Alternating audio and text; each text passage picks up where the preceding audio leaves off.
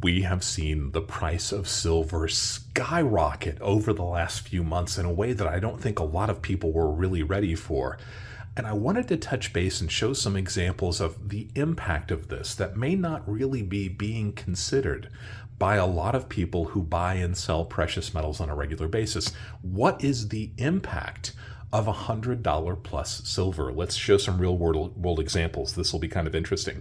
If you're new to the channel, my name is Dub C, and I want to welcome you to the channel. I want to thank you for spending some time with me here today, especially if you're brand new to the idea of physical precious metals. If you're one of my returning subscribers, I want to thank you guys for being here. How often do we get a chance to talk about 18th century silver beer mugs or American Indian jewelry? And if you are brand new to the channel and you have not yet subscribed to the channel, maybe you've caught a couple of my videos, love to encourage you to go ahead and click on that subscription button. Become part of this community. Remember, it doesn't cost anything to subscribe to a channel. It's really just a way to show support.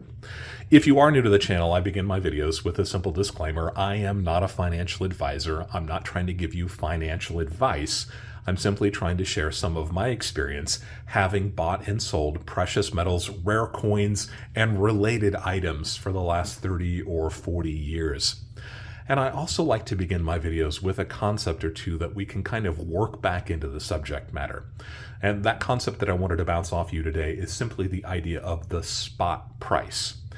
This is something that we throw around a lot in our precious metals stacking community, and if you're used to it, it's really kind of a common term. But what exactly does it mean?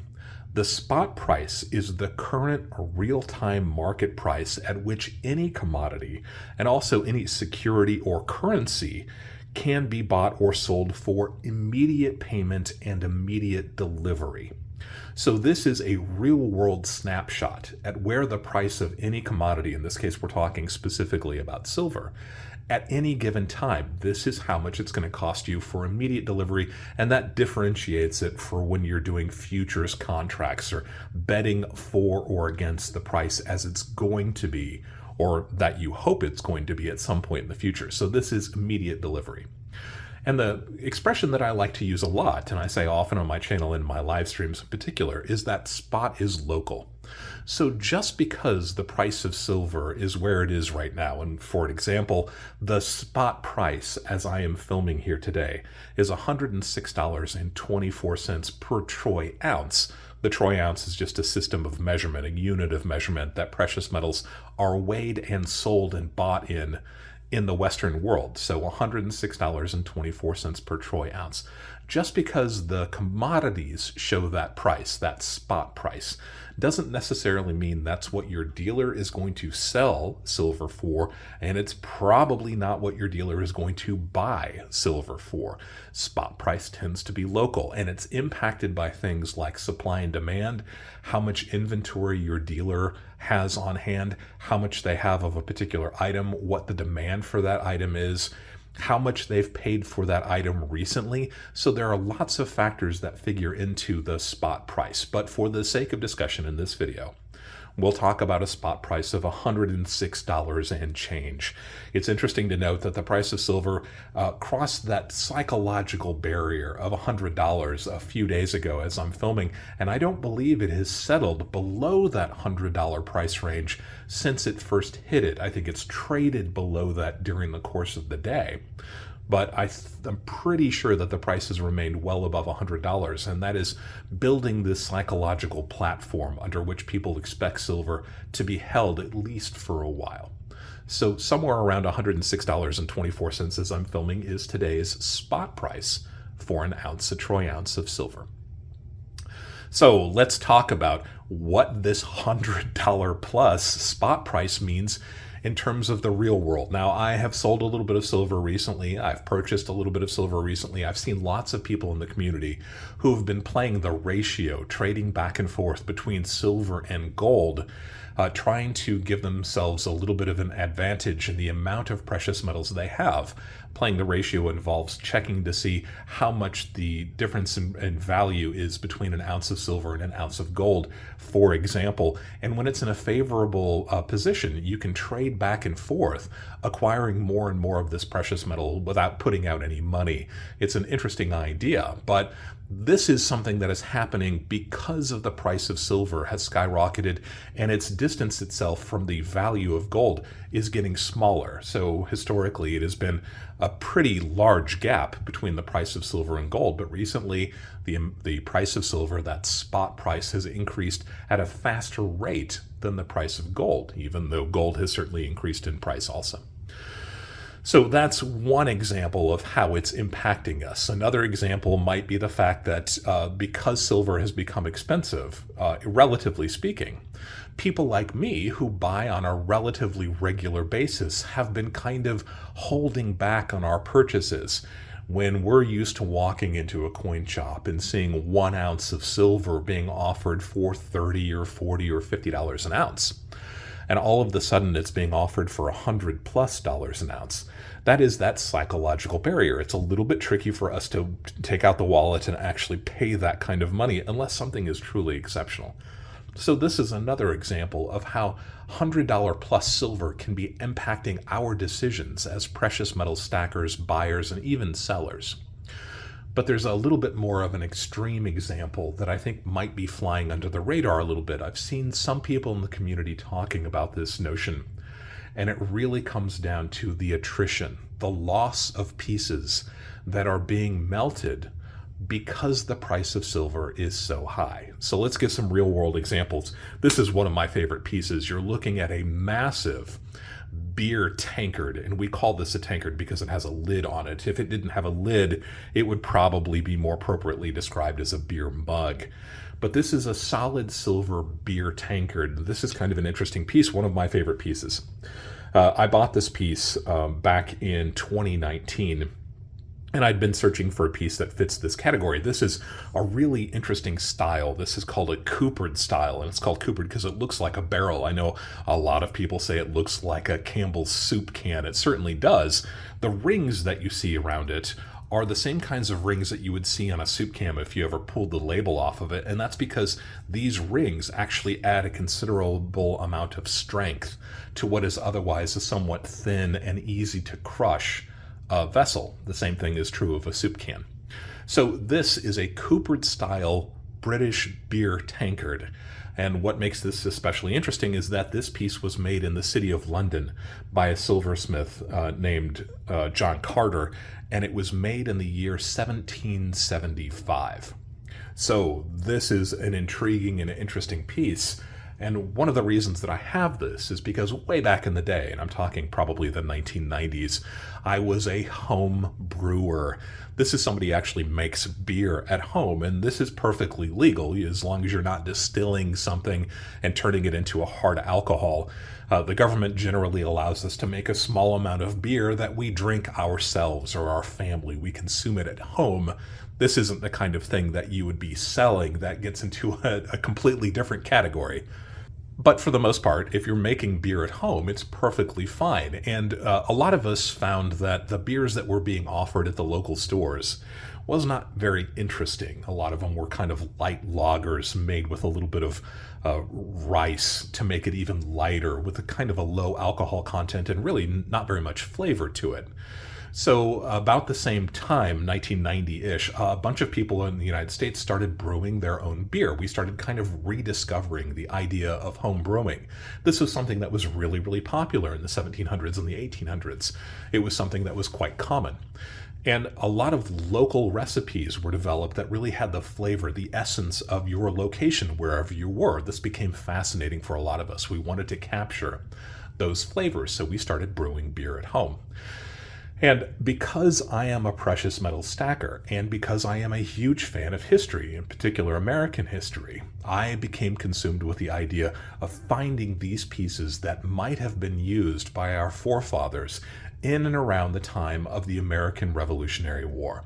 So I started collecting pieces as a home brewer that were made before 1776 that are the kinds of things that I would like to think maybe our forefathers would have been drinking out of while they were discussing the clouds of war on the horizon, right?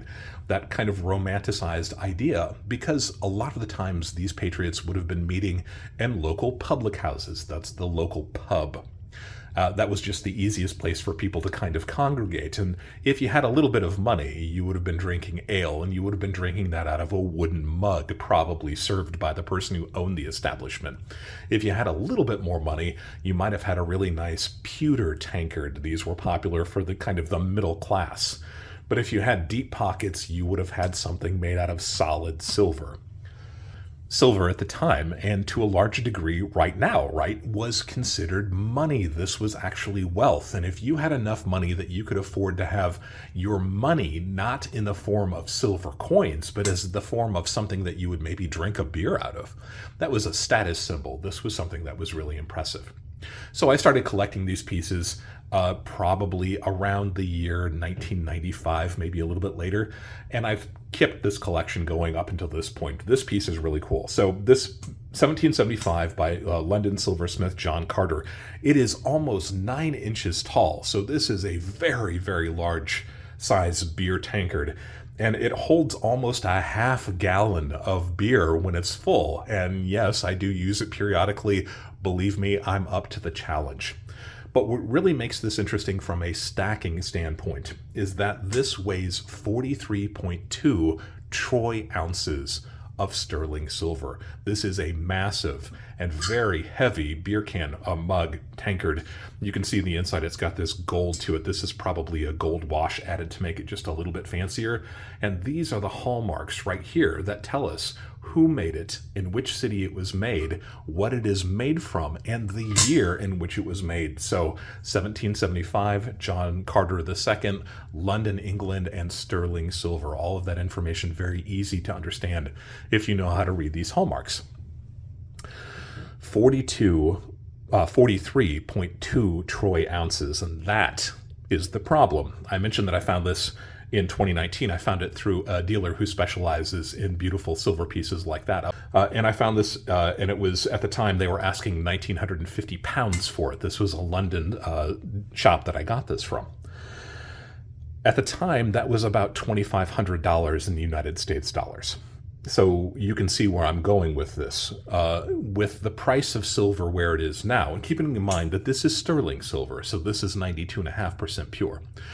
But if we account for the fact that this is sterling silver, and believe me, the silversmiths who were making pieces at this time were very strict with the quality of the silver they were using. That's one of the reasons these pieces have the hallmarks that they do, that almost guarantee the quality of the silver. But at 92.5% pure silver, that means this contains just about 40 troy ounces of pure silver.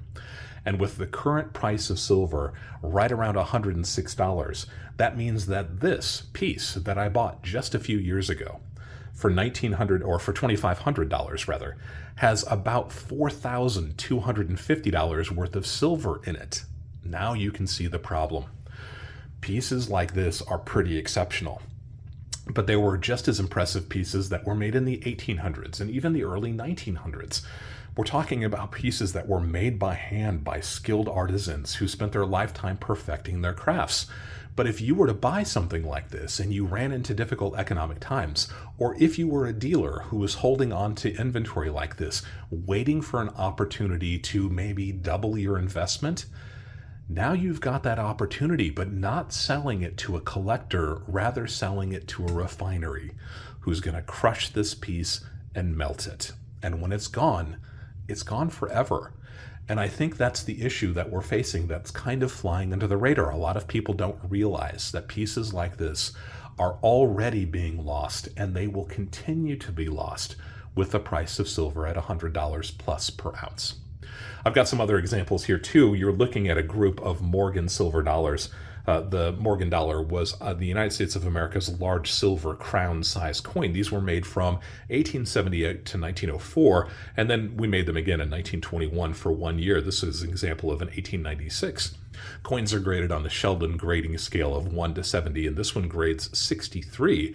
That's a pretty high quality piece. So this is a piece from 1896 that has remained in very high quality, a good state of preservation for well over 100 years now.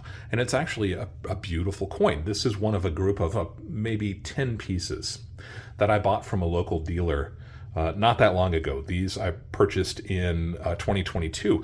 And at the time, somebody had brought in their collection and sold it to my dealer. My dealer had paid them a pretty good price for them, and they turned around and sold the entire group to me, offered them to me at a pretty good discount if I went ahead and bought the entire group. So at the time, I paid between $40 and $50 a piece for this 10 or 12 group set that I bought. And this is another problem, because as I am filming today, each of these beautiful, well-preserved Morgan silver dollars contains roughly $82 worth of silver in them. So that means within the last 3 years, my investment in these pieces has increased 100%. If I was paying $40 a piece for them roughly, and now they're worth north of $80 a piece, doubled my money. Again, if you were a dealer who had inventory that you were sitting on, waiting for somebody to come in and say, I need an 1879S silver dollar, or I need an 1896 Morgan dollar, if that happened immediately, you could turn these items and make a profit on them. But if you're left holding this inventory, waiting the weeks and months or maybe even years before you had the person coming in and asking specifically for this item, and all of a sudden you get an opportunity to flip these items to a refinery and double your investment, it's not just the collectors who are being, really starting to consider whether or not this is something they want to do. But believe me, it's the dealers also. If you're holding this inventory and you are in business to make a profit, to make a living, and you're getting confronted with the opportunity of selling these for twice what you paid for them or even more, it's really hard not to do that. And honestly, you can't really begrudge anybody for doing this. If you are buying as a collector, it's nice to have a good piece. But if you're buying with the idea of eventually selling and all of a sudden your investment has doubled or tripled in value, what are you supposed to do? The problem is that when these pieces go to a smelter, to a refinery, they are melted down, and again, they are lost forever. I've got a few other examples. I'm a collector of American Indian, native, indigenous jewelry, primarily Navajo pieces from the middle of the 20th century, 1950 to maybe 1970. And these are pieces that I've been able to pick up locally. A lot of the dealers know that if they take turquoise jewelry in trade, they can call me and I'll come and check it out and see if it's something I want to purchase. So I've been very fortunate to be able to build a really nice collection of Native American, but also Mexican pieces from this time period. Often these pieces have been available to me at just a little bit above their silver content, so that the dealer's making a little bit of money on it too. And now we're in the same situation with these as we are with the coins and even the sterling silver items. These pieces have increased in value so much that now they are worth 2, 3, 4 times what I paid for them just a couple of years ago. But again, when we're talking about something that is a handmade craft, something that has age to it, whether it's 50 years or 200 years, we're talking about the loss of something that can never be replaced. And that's especially true of American coins and coins from around the world too. We get it in our minds that maybe sometimes it's the lesser pieces that are being melted and destroyed, and that is true without doubt.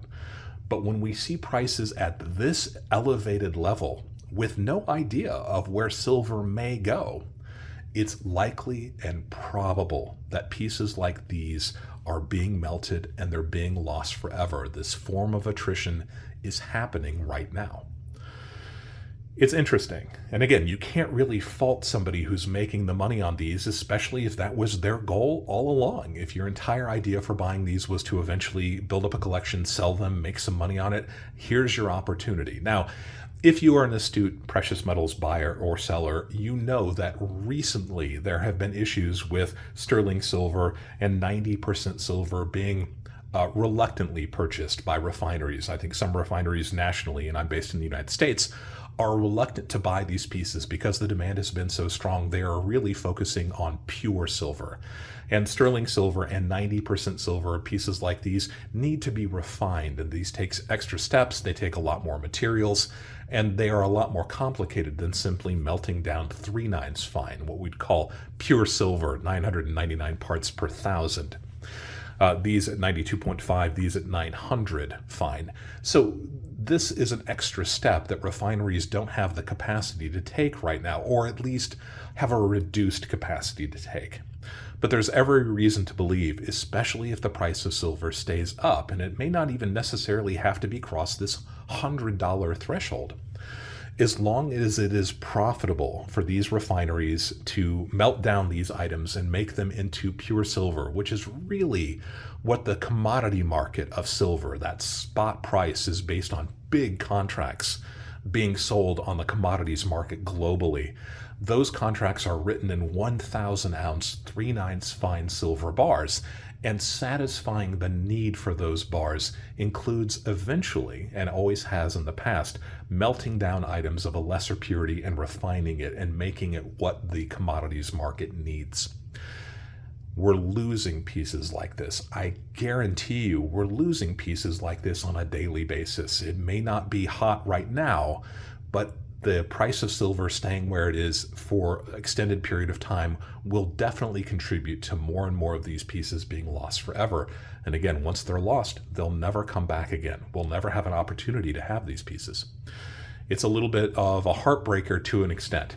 Now, I asked in the past for my current subscribers to leave kind of their experiences, their anecdotal evidence as to whether or not this is happening. And I've spoken with a couple of my local dealers. I know the inventory that they take in on a regular basis. And even though some of the refineries are reluctant to buy sterling right now, they are still stockpiling sterling, and they are still getting ready to ship it to those refineries. And the 90%, a lot of them are continuing to sell that on a regular basis to their refineries who need and know exactly what to do with 90% silver. But are you experiencing the same thing? Is this attrition due to the high price of silver something that you are experiencing? I would love to have your examples down below. And while it is a little bit hard for me as a collector to see these pieces going, I understand why that is a necessity, especially if you need the money. Silver and gold and platinum are tools that we use. And if these tools are being used in the way that you intended them to be used, it makes perfect sense, but it is hard to see some of these pieces go.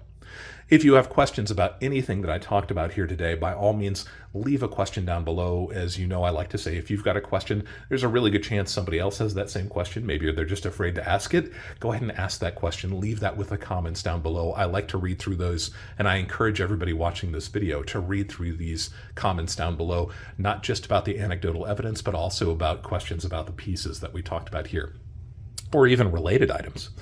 If you have not yet subscribed to my channel, love to again encourage you to go ahead and click on the subscription button, but also hit the notification bell. And the reason is because I often go live after my premiere videos. I put out brand new videos pretty much every Friday, and I'm usually there during the premiere to discuss the topic with you as we're all watching the video play for the very first time.